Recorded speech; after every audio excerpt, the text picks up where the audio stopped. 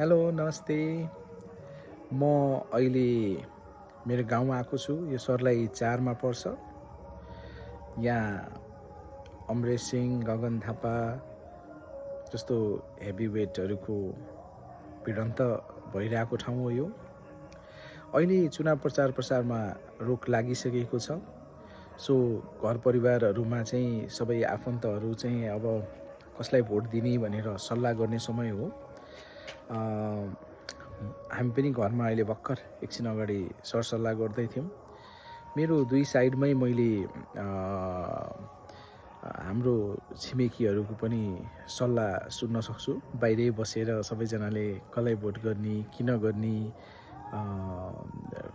कसरी र हामीलाई के फाइदा हुन्छ भन्ने कुराहरू डिस्कसन भइरहेको छ।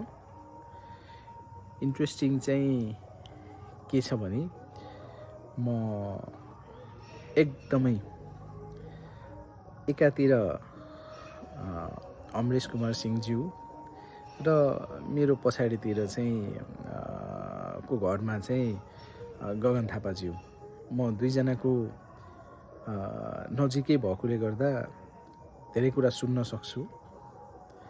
तर अब भोलि तराईमा यहाँ होली मनाउने दिन हो। सो भोलि हामी होली खेलेर अनि पर्सि चाहिँ हामी भोटिङ गर्छौँ। सो ह्याप्पी होली सर्लाही 4 बाट तपाईहरू सबैजनालाई।